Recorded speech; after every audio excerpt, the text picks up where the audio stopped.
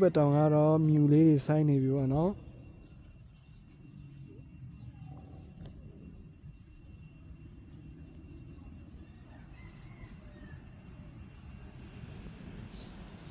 ကျွန်တော်တို့အိုက်ဇောမျိုးရဲ့ယာကြီးဦးကတော့မမဆောင်းလိုပါပဲခင်ဗျ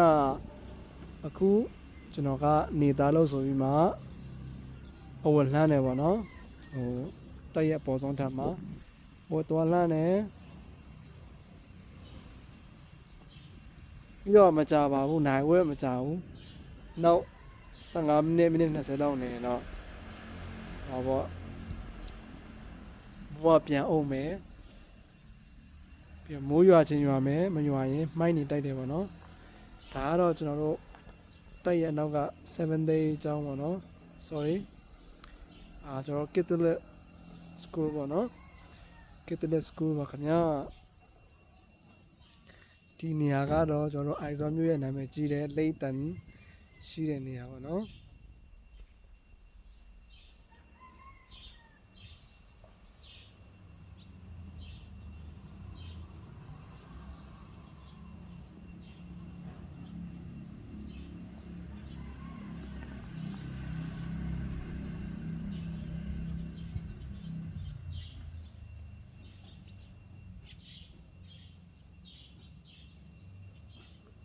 မင်္ဂလာရှိတဲ့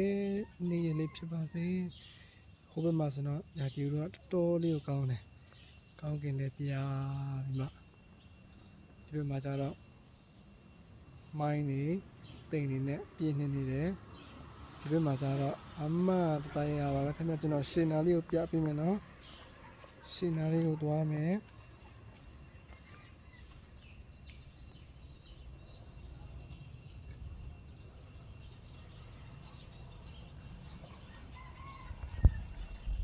ဒီဘက်မှာဆိုတော့ကျွန်တော်တို့ sorry ဟိုးဘက်တောင်မှာဆိုရှုခင်းနေရလာတဲ့တောင်တောင်ရှိတယ်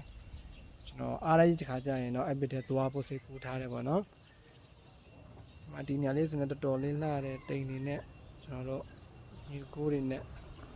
ဟိုးအောက်မှာအိမ်တိမ်ရှိတယ်ကျွန်တော်ပြမယ်ဟိုးမှာတော်လေးလှတယ်အပြင်မှာဆိုတော်တော်လေးလှတယ်ကျွန်တော်တစ်ခေါက်လမ်းလျှောက်ပြီးသွားကြည့်ရပါတော့မကစားကွင်းနေရောအဆုံးပါပဲရှင်းနာလေးကိုပြပေးမယ်ရှင်းနာလေးဆိုရင်တော့ကျွန်တော်ပြောတယ်ဟိုးဘက်တောင်ရဲ့ဒီတောင်ကြီးရဲ့တစ်ဖက်တောင်မှာပေါ့နော်တော်တော်လှတဲ့ရှုခင်းလူသွားလူလာများတဲ့နေရာပေါ့နော်ရှိပါတယ်ကျွန်တော်တရေရေကြမှာသွားပါမယ်ခင်ဗျာဒါတော့တိုက်ပေါ်ကနေမြင်နေရတဲ့မြင်ကွင်းလေးပါ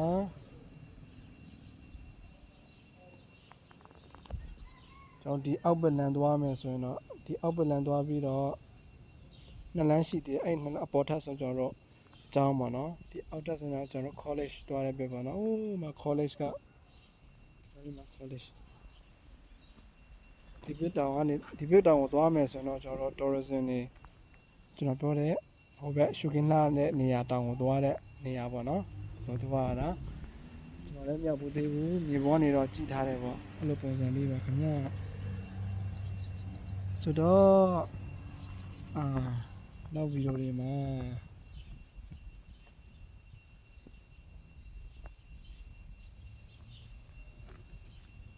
ပြန်လည်ဆုံတွေ့ကြမယ်နော် Sunday နေ့ဆိုတော့ကျွန်တော်တို့တိတ်ဆိတ်တယ် e-channel အနားယူတဲ့ရက်ပေါ့နော်ကျွန်တ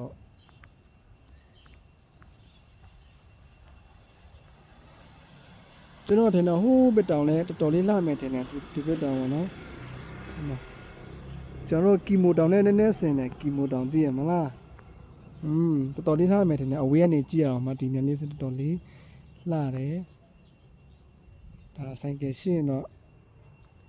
ဒီဘက်ကနေသွားမှာပေါ့နော်ဒီဘက်လမ်းနဲ့သွားပြီးမှဟိုရွာတွေဖြတ်မယ်ရက်ကွက်တွေဖြတ်မယ်ဟိုဘက်တောင်ဖြတ်မယ်ဖြတ်ပြီးတော့ဒီဘက်တောင်နဲ့ရောက်မှာတောင်က6တောင်9တောင်လောက်ဖြတ်ရမှာဒီတောင်ရောက်ဖို့လေဟိုးဘက်ရောက်ပြီဆိုတော့ကျွန်တော်တို့တော်လေးကိုဝေးသွားပြီပေါ့နော်ကဲအားလုံး bye bye မင်္ဂလာရှိတဲ့နေ့ရက်လေးဖြစ်ပါစေခင်ဗျာ